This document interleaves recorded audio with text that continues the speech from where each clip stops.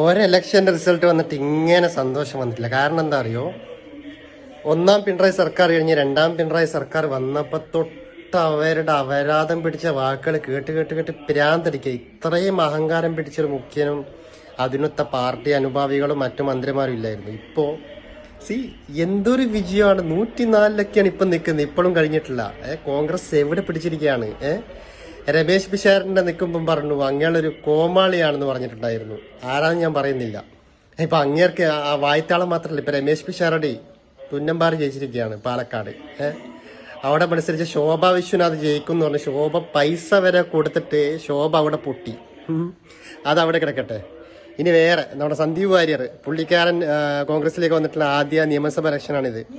പുള്ളിക്കാരൻ പാട്ടുംപാടി ജയിച്ചു. KM ഷാജിന്റെ ഒക്കെ എന്മാതിരി ജയമാണ്. എന്ത് വായ്ത്താളുണ്ട്, എന്തൊക്കെ പറഞ്ഞാലും KM ഷാജൊക്കെ ജയിച്ച ജയേതാണ്. ഇനി ഫാത്തിമ തെഹ്ലിയ ചെറിയ പെണ്ണാണ്, എവിടെ കിടക്കണത് മക്കളെ, ഒന്നും പറയാനില്ല. പിന്നെ ഞങ്ങളുടെ മട്ടന്നൂരിന്റെ കാര്യം, കഴിഞ്ഞ ഇലക്ഷനിൽ 60,000 വോട്ടിന് നമ്മുടെ ടീച്ചറമ്മ KK ശൈലജ ജയിച്ച മട്ടന്നൂരിൽ ഇപ്രാവശ്യം സനോജ് നിന്നിട്ട് എമ്മാതിരി ജയിക്കുമെന്നറിയത്തില്ല, ഫുള്ളായില്ല. എന്നാലും ജയിച്ചാലും ഒരുമാതിരി വൃത്തികെട്ട ജയമായിരിക്കും അത്. അമ്മാതിരി വോട്ടൊക്കെ അങ്ങനെ കുറവാണ്.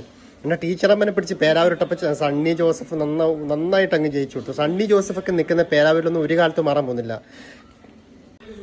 ഏറ്റവും വേറെ പേഴ്സണലി സന്തോഷം എന്ന് പറഞ്ഞത് പയ്യന്നൂരിലെ ഇലക്ഷനിൽ, പയ്യന്നൂരിൽ വി കുഞ്ഞികൃഷ്ണൻ, ആളത്യാവശ്യം കുറച്ച് പ്രായമുള്ളൊരു മനുഷ്യനാണ്. പക്ഷെ പുള്ളിക്കാരൻ നിന്ന സമയത്ത് അധികാരമോഹി കിളവൻ എന്നൊക്കെ പറഞ്ഞ് എമ്മാതിരി ആയിരുന്നു CPMകാരും LDFകാരും.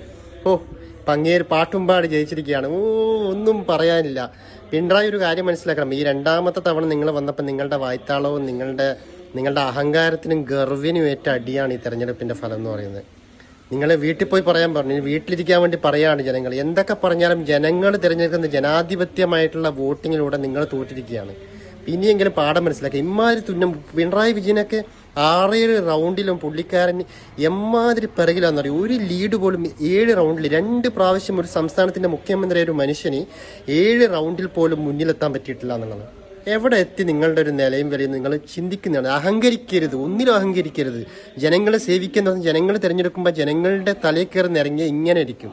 ഈ ഇലക്ഷൻ നിങ്ങൾക്കൊരു പാഠമാണ്. മൊത്തത്തിൽ കോൺഗ്രസിന്റെ 104-105 സീറ്റങ്ങ് പിടിച്ചിരിക്കുകയാണ് മക്കളെ.